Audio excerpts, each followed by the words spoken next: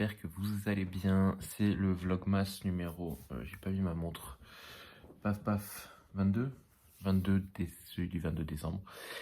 J'ai pas eu le temps de vous faire un vlog hier, donc du coup pour tout vous avouer, on est le samedi, il est quasi 4h30 du matin, je viens de me réveiller.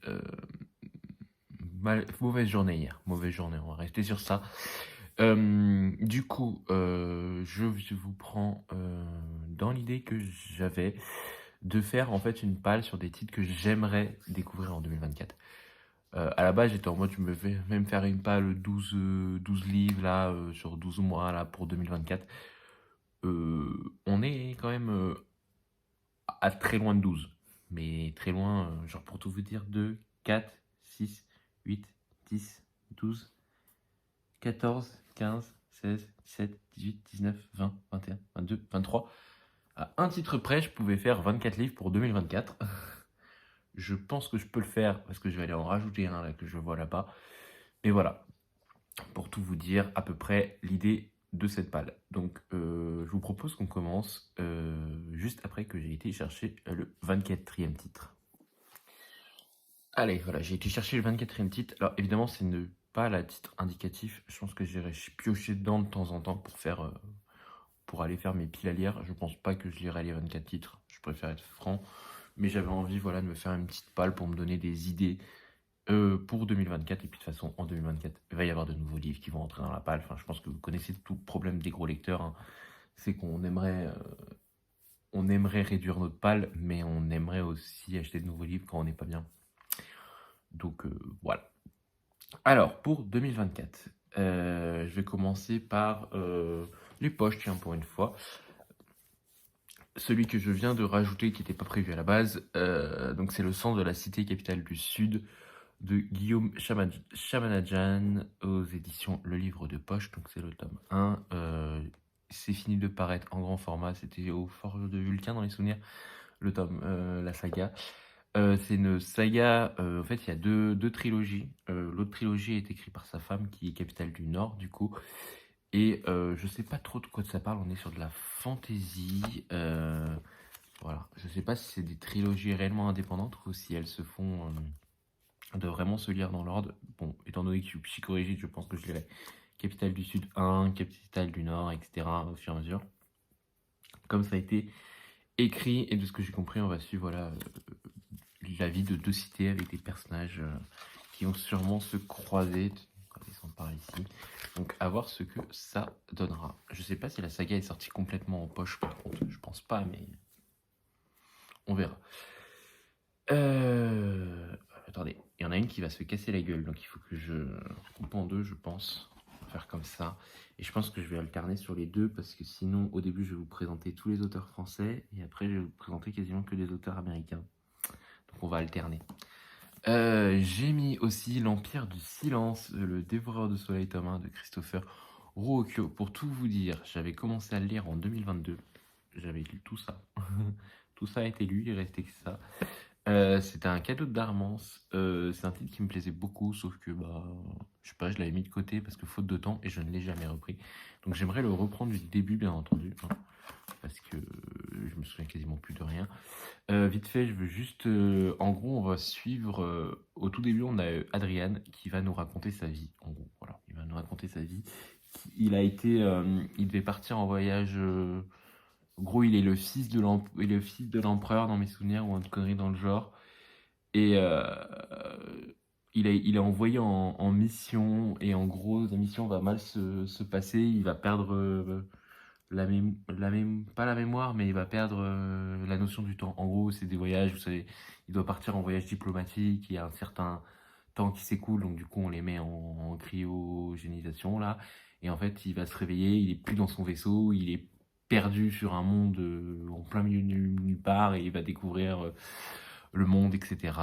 On va apprendre à le connaître, il va devoir devenir gladiateur, je crois, un truc dans le genre. Donc voilà, en gros, il n'était pas destiné à devenir un héros et il va devenir le héros.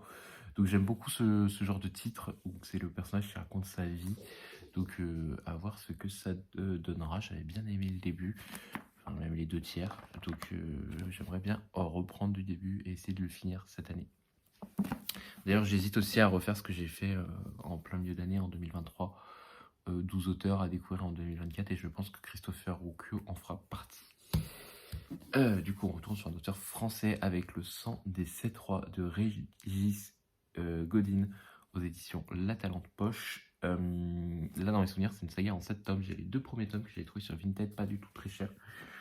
Dans mes souvenirs, on va suivre, je relis vite fait le résumé, on va partir sur la traque du bâtard du roi, je crois, parce qu'il a dans son sang, il a un pouvoir magique et le guerrier va essayer de le protéger, je crois. C'est une histoire comme ça. C'est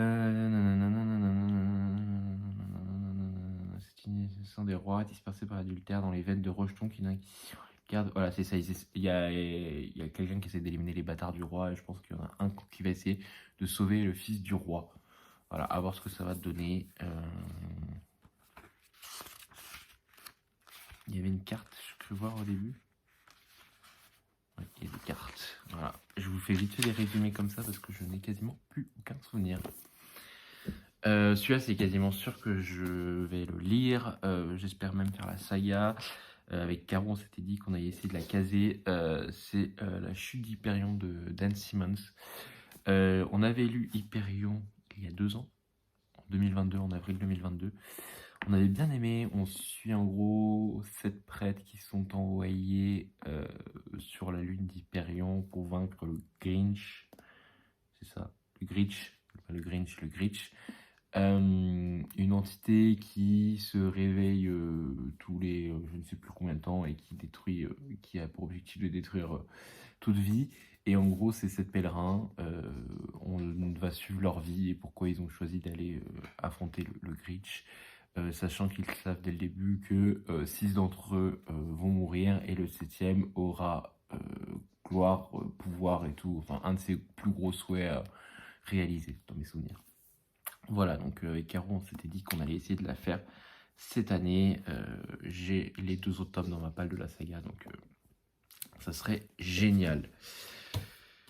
Ensuite, Le Royaume de Pierre d'Angle, tome 1, L'Art du naufrage. Je viens de l'ajouter dans ma palle. Dans ce titre, on va suivre un prince, oui, c'est ça, le prince héritier du royaume de Pierre d'Angle, qui va retourner à son royaume après quelques années de avoir sillonné les mers. Et en fait, dans son bateau, il va y avoir une femme, un passager clandestin. Donc voilà, il va y avoir pas mal de remous parce que je suppose qu'il va y avoir beaucoup de choses cachées, etc.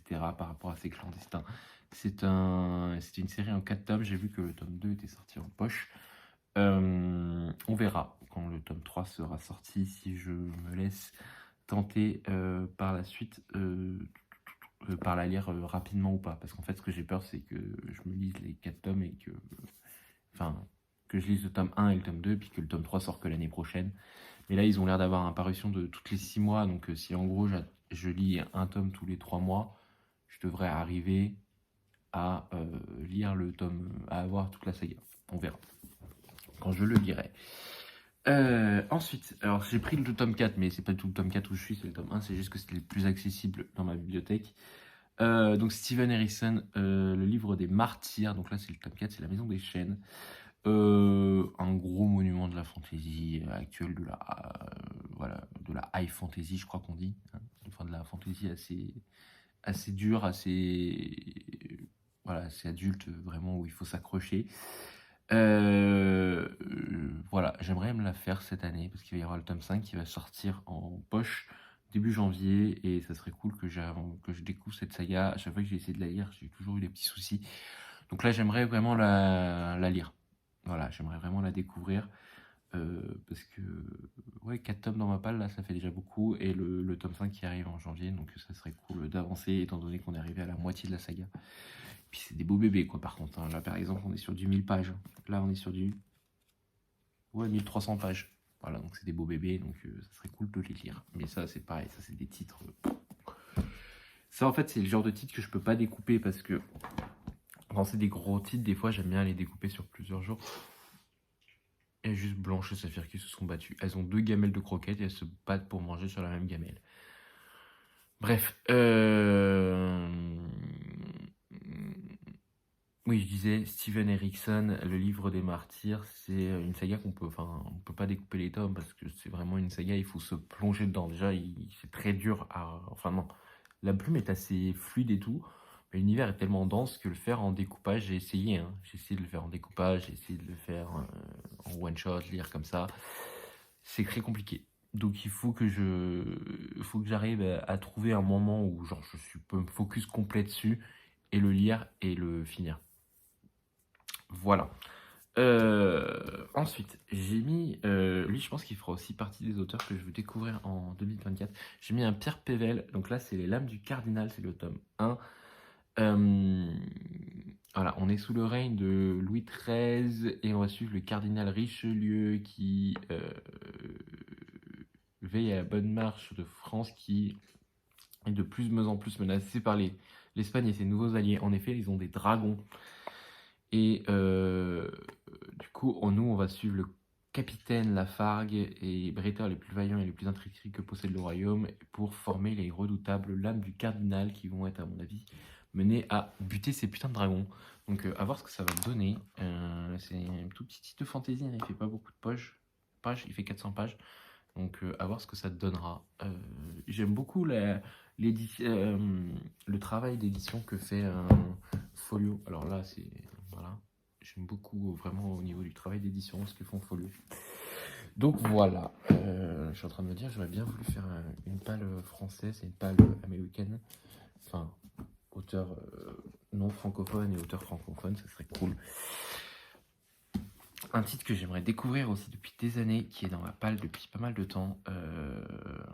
Un titre qui a beaucoup ému tout le Booksta et tout, c'est Le Chant d'Achille de Madeline Miller. On va suivre la vie d'Achille, voilà, jusqu'à sa mort, de sa naissance jusqu'à sa mort pendant les guerres de Troie. Donc à voir ce que ça donne. Beaucoup d'émotions, on connaît la fin, hein, le talon d'Achille. Je crois que Pocket va éditer une intégrale avec le Chant d'Achille, Circé et une autre nouvelle. Donc je sais pas si je me prendrai cette intégrale ou pas. J'avoue que j'irais bien en Grèce, moi qui est fan de mythologie, là je partirais bien faire des vacances en Grèce peut-être cette année ou l'année prochaine. Donc du coup je sais pas si je me prendrais pas ce petit titre avec moi pour le lire. Voilà, et puis peut-être qu'elle fera aussi partie de mes auteurs à découvrir. Ensuite, j'aimerais lire Fabien Serretti, L'ombre du pouvoir, le bâtard de Corrigan, le tome 1. Je vous avoue que j'ai pas relu les résumés, donc je fais vite fait.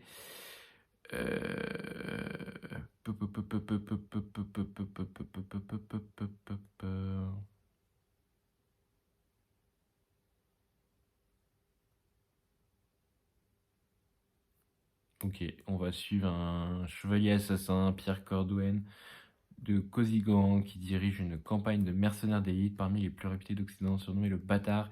Exilé d'une puissance lignée bourguignonne et pourchassé par les siens, il met ses hommes en capacité naturelle. Ses capacités naturelles et son art de la manipulation ça reste des plus grands seigneurs d'Angleterre, de France et d'Italie. Et en gros, il va se retrouver à un endroit où on comprend pas pourquoi il est là. Donc, à voir ce que ça donnera. Pareil, petite fantaisie de 4 tomes, je crois, et c'est 507 pages. Donc, à voir ce que ça va donner. Ça m'intrigue vraiment ce titre. Hop. Ensuite, tac, tac, tac. Attendez, hop, je refais vite fait une petite palle. Hop. Alors, ce titre, c'est pareil, je l'ai sorti des tas de fois. Je n'ai pas avancé. J'ai été voir le film qui s'arrête pile à l'endroit où je m'étais arrêté dans le livre. Et si j'aimerais vraiment cette année le découvrir, au moins le tome 1, parce que je crois que le tome 1 peut suffire à lui-même, c'est Dune de Frank Herbert aux éditions Pocket, dans cette magnifique édition, avec cette magnifique couverture. Là, on va suivre Paul Atreides, hein, qui va suivre sa famille pour récupérer la planète Dune, qui est une planète où il y a importante pour l'Empire, où il y a des épices, mais évidemment la planète, les gens qui contrôlaient cette planète ne sont pas trop d'accord pour y virer, du coup va se suivre une lutte fratricide, et puis en même temps on se pose la question si l'Empire ne fait pas partie, l'Empereur ne fait pas partie du complot pour éliminer la famille Atreides. Voilà, donc à voir ce que ça donne, mais c'est encore un beau bébé. de 900 pages.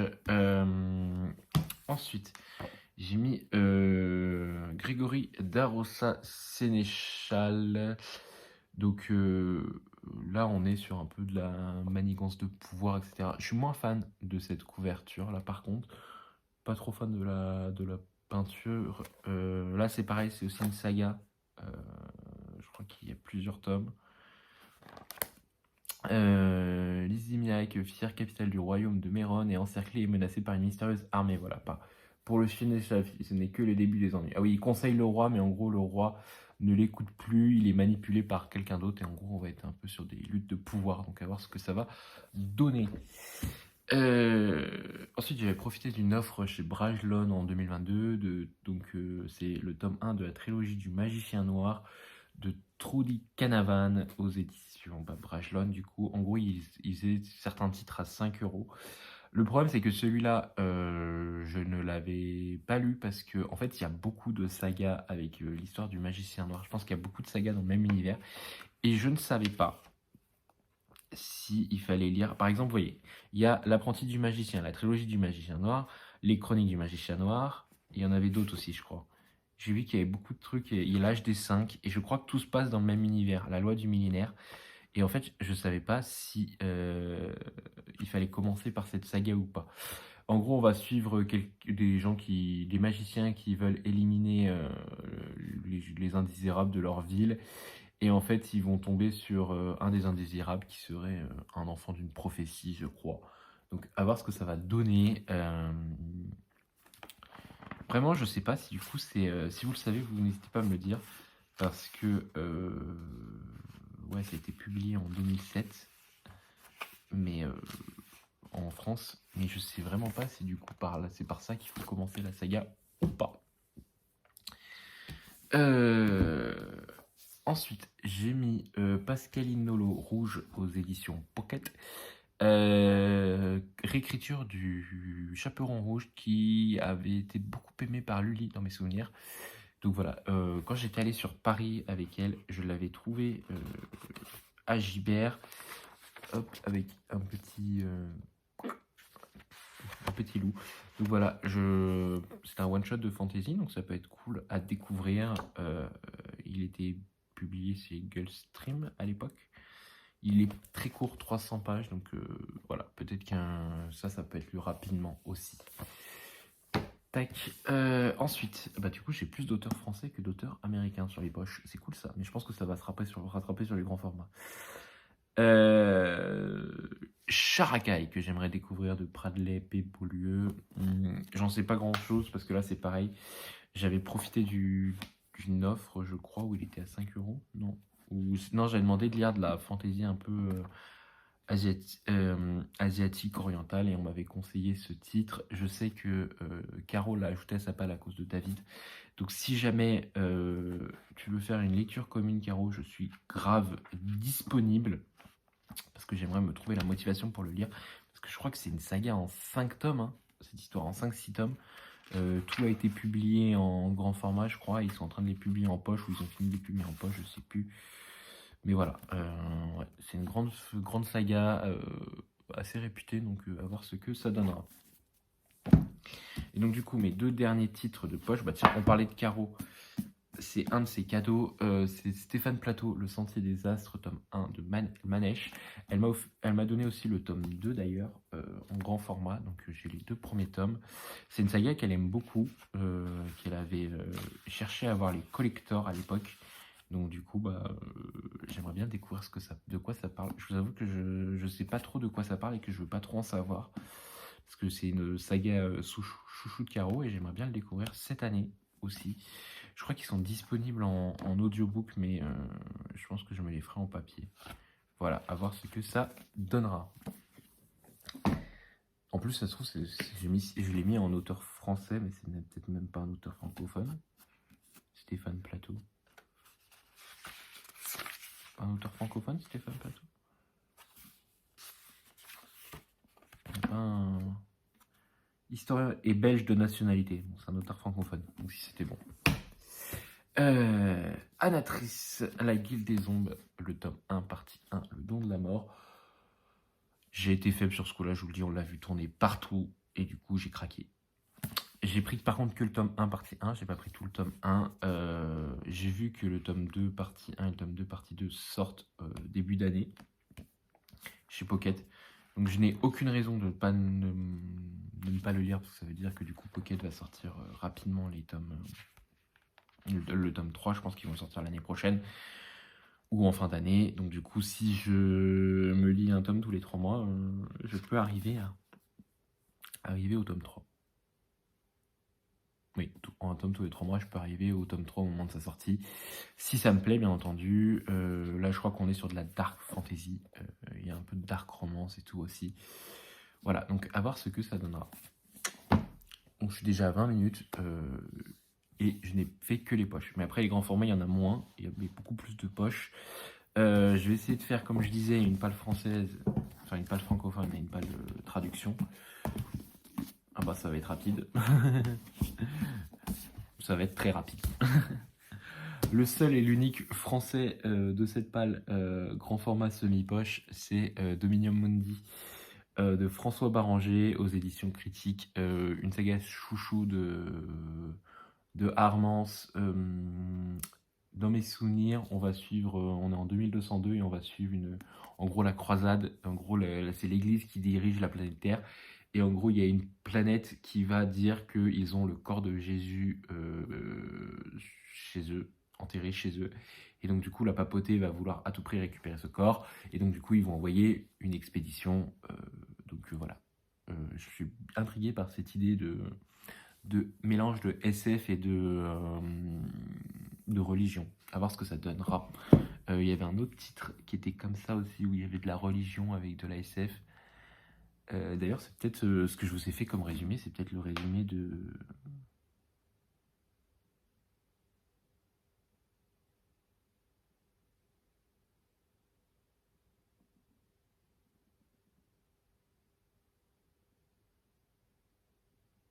Non, c'est bien ça, le résumé que je vous ai fait. J'ai oublié le nom. Je crois que l'autrice s'appelle Doria, parce que je rigolais avec le fait que son prénom était quasiment le même que le mien. Le moineau de Dieu. Je crois qu'il y a aussi ça, un peu de SF avec de la religion, donc ça pourrait m'intéresser aussi. Et voilà, et du coup tout le reste c'est que de la traduction. Ils ont enfin annoncé le tome 3, avec Caro et Céline, où à chaque fois on se dit, allez, on le fait en lecture commune, on l'a prévu pour mars, et là cette fois on s'y tient. Ce serait cool. C'est le tome 2 de l'Empire d'écume de Andrea Stewart aux éditions Big Bang, dans cette magnifique édition, voilà. C'est un beau bébé, hein, une belle bricasse, on peut s'en servir pour tuer des gens. Donc là, on est dans un roman choral, on va suivre plusieurs personnages, on est sur un monde où en gros, tous les citoyens doivent, à un certain âge, donner un bout de leur os qui se trouve derrière l'oreille, c'est pour ça que je me gratte l'oreille.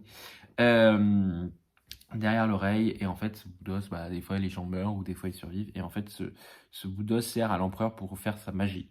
Et donc évidemment le peuple se révolte, en plus l'empereur fait des trucs chelous derrière son dos, etc. Donc à voir ce que ça donnera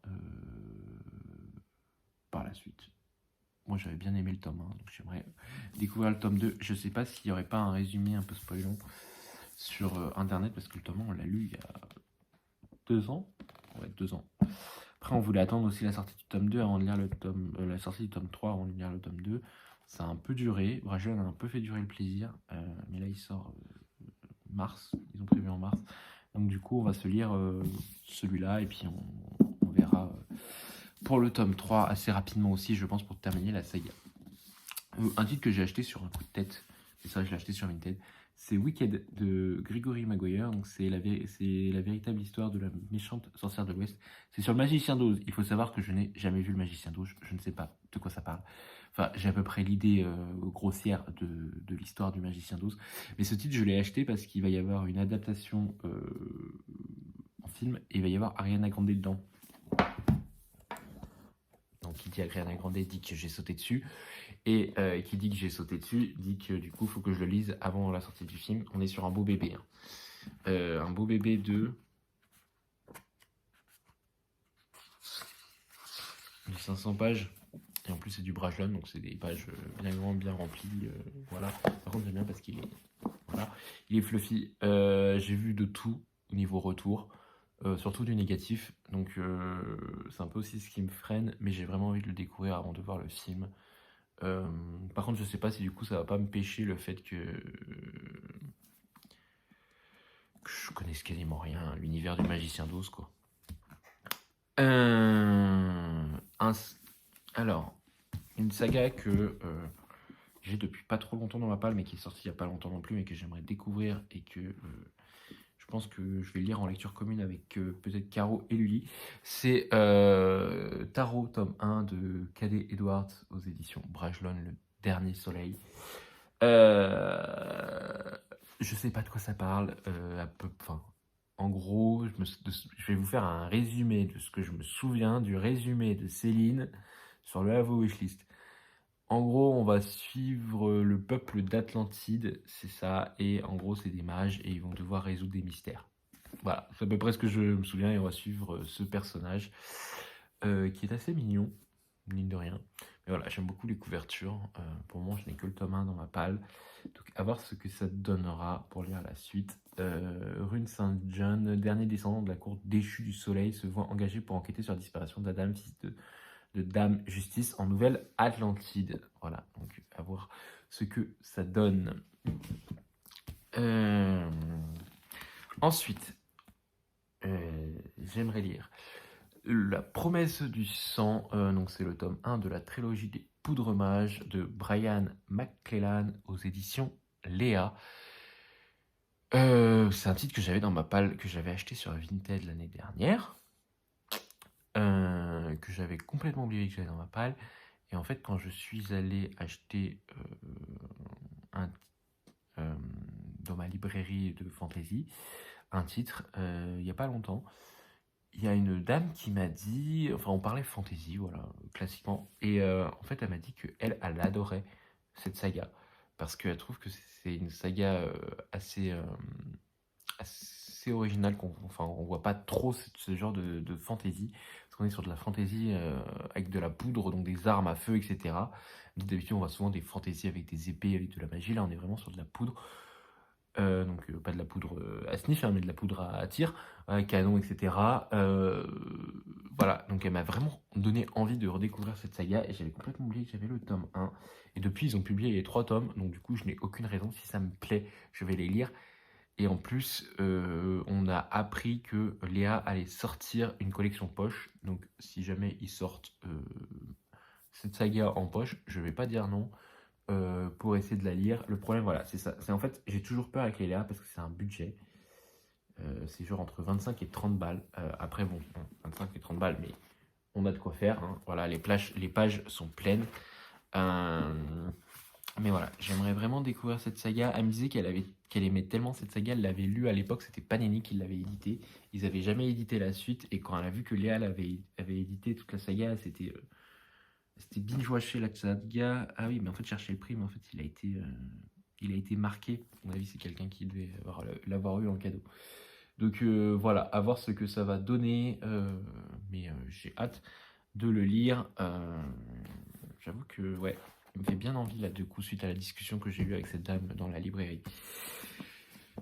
J'avais lu le tome 1 en janvier 2022, mais du coup j'aimerais relire l'intégralité de mon intégrale. Donc c'est Grisha de Les Parlego.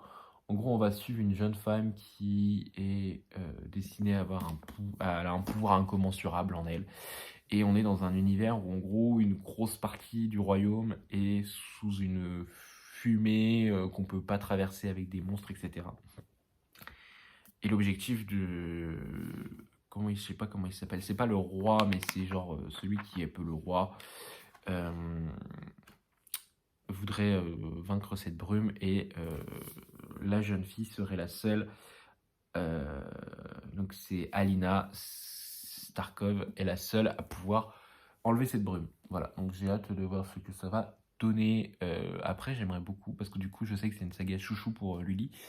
Et j'ai Six of Crows dans ma palle, donc j'aimerais aussi lire Six of Crows.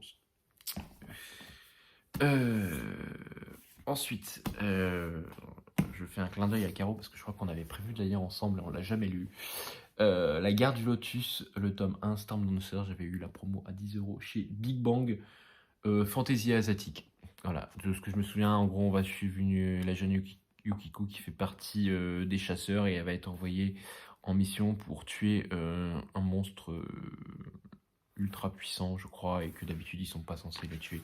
C'est du G Christophe, ça va se lire vite, c'est fluide comme d'hab. Mais voilà, j'aimerais vraiment découvrir parce qu'ils ont réédité la trilogie, donc ça serait cool que je le découvre. Ce titre, assez cool, assez cool. Et enfin, celui-là, il est déjà prévu, il est déjà découpé, il est déjà tout ce que vous voulez. Donc du coup, oui, je pense qu'il va être lu. Il sera lu en janvier, c'est sûr même. C'est ma pavasse, la trilogie Hunger Games aux éditions PKJ, l'intégrale. Ils ont sorti des nouvelles éditions que je trouve sublimes personnellement, ce qui n'était pas l'avis de tout le monde sur Instagram. Mais passons, donc dans cette saga, on va suivre Katniss Everdeen. Elle vit dans un monde où en gros tous les ans, 2 enfants, un garçon et une fille entre 10 et 18 ans dans mes souvenirs, sont choisis pour participer à un jeu mortel. En gros, voilà. Enfin bon, après je vous fais le résumé d'Hunger Games, je pense que les films ont été vus et revus, mais voilà, c'est une saga que j'aimerais découvrir. J'ai cette intégrale depuis très longtemps dans ma palle. J'ai prévu de me le lire un petit peu tous les jours en janvier, avec son tome 4. Donc à voir ce que ça va donner. Si ça me... J'espère que ça va me plaire autant que les films m'ont plu là, parce que je les ai revus dernièrement, les films, les 4 films qui correspondent à ces 3-là. Et j'avoue que j'avais beaucoup apprécié mon revisionnage, donc j'espère que ma lecture sera aussi bonne que mon revisionnage. Voilà, donc du coup ça fait 24 titres pour 2024.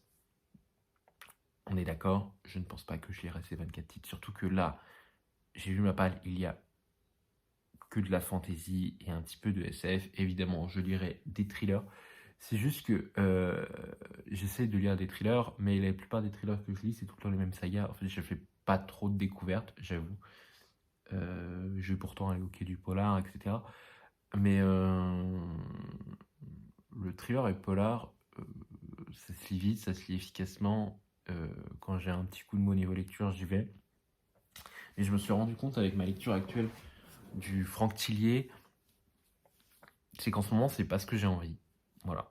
Disons-le clairement, j'ai pas envie de thriller. Et c'est pareil, je pense que si vous regardez cette palle, il y a très peu de fantasy young adulte. C'est parce que c'est clairement ce que j'ai pas envie actuellement aussi. Voilà, j'ai vraiment envie de trucs. Alors évidemment, il y a, si vous allez par là, je pense que ces deux-là, on peut clairement les classer en fantasy young adulte. Celui-là aussi. Hop, je pense que... Est-ce que celui-là, on peut le classer en fantasy young adulte? Je sais pas. Celui-là aussi. Enfin voilà, il y a quand même 4 titres de fantasy young adulte, mais si vous prenez ma palle de loin, on a vraiment de la fantasy adulte. Et c'est ce que j'ai plus envie en ce moment. Voilà. La Chambre des Morts, enfin la Mémoire fantôme, je le lis, mais je trouve pas non plus énormément de plaisir à le lire. Voilà. J'aime bien. C'est du Franck Tillier, ça se lit bien, c'est fluide.